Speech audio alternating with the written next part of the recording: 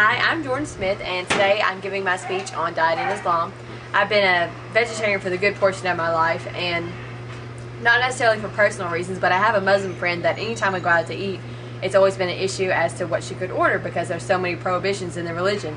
And I've always been interested, because of the time that we're living in and obviously the war against some of these people that you think are so bad, I've always been interested in what really the religion was all about.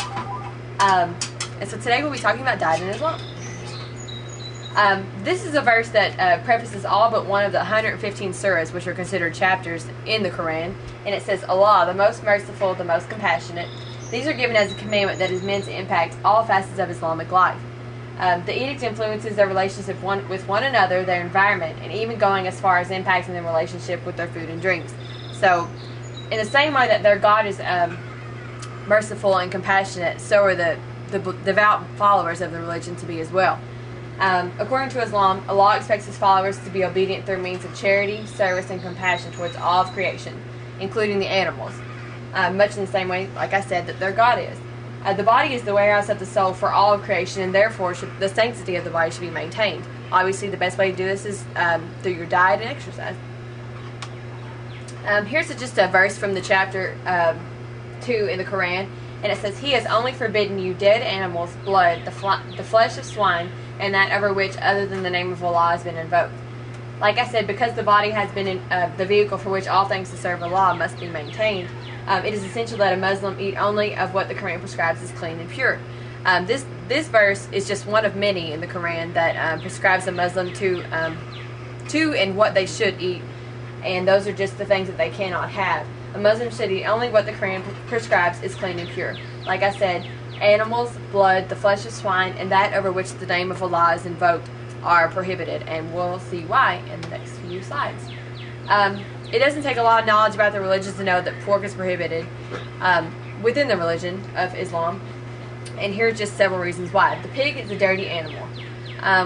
We all know this. The pig is the most average animal of all kinds. They're omnivorous, just like we are, which means that they'll eat anything that they can find, in fact.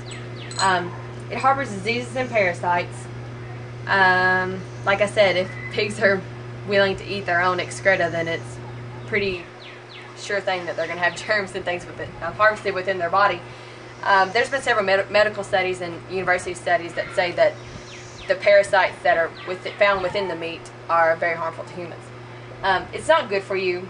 Obviously, like I said, you know that pork in any form, whether it be bacon or sausage, it's not good for you. You know it's fattening. It's also said to destroy the moral character of a person. You are what you eat. I know you've heard the saying, but it's very, very true in the Islamic faith, and they think that if you're eating of what is considered a very omnivorous, avaricious animal, then you are what you eat. So what can a Muslim eat? Well, there are slaughtering laws, and it's called zabiha in the Islamic faith. And there's two different terms. There's one called haram, which is supposed to mean harmful to the individual, and halal, which is lawful under the Quran in Islamic law. Haram, like I said, is harmful. These are the harmful things. Pork, obviously, canines, felines, monkeys, and sometimes crab. It just depends on whether they are a Sunni or Shiite, but that has a whole different context to it, so we won't get into that. It's also harmful to boil or electrocute the carcass of any animal that you eat, whether it be a chicken or a cow. The lawful things, like I said, halal, would be meat slaughtered by anyone who identifies themselves as people of the book.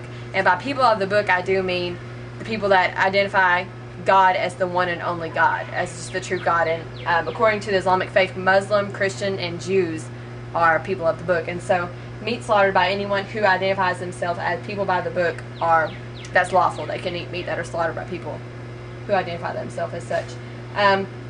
It's also lawful for carcass to be hung upside down for the blood to drain off. Now, by this I mean that once that the carcass has been slaughtered by people of the book, that the carcass must be hung upside down for all the blood to drain down, and that would make it lawful. If it's not lawful.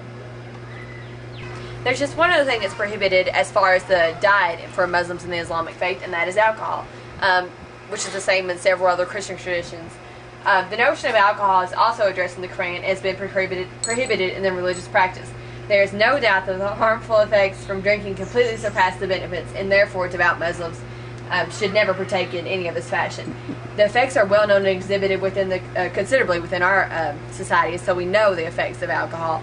And it's also considered for a Muslim that they should always be meditating on God, which, like many of you do not know about the religion, but you might, that it is mandatory that a Muslim partake in the 5 daily prayers every day. So they're constantly in remembrance of their God, and if they're under the influence, obviously they're not in remembrance of their God, and so this is another reason why alcohol is prohibited. Not only for the harmful effects to the body, we all know, in the Islamic faith for Muslims, is within the 5 pillars of Islam, which is just basically 5 commandments that all devout Muslims should partake in within some span of their lifetime, and that is Ramadan. Ramadan is just the month of fasting that happens. It rotates periodically throughout the year because it's based on lunar calendar, and so it's different from what we have. But the Ramadan is basically where they're to fast and not to eat throughout the day, but within the times that they feel that they're urged to eat or drink, they're to pray. And so this is another commandment within their diet that they should take care of. This concludes my presentation on diet in Islam, and I hope that you become more familiar with the religion and the practices within, because we are faced with people like this around us, all around right now, and I feel that it's important that we become familiar with it. And like I said, I'm Jordan Smith, and I hope you enjoyed it.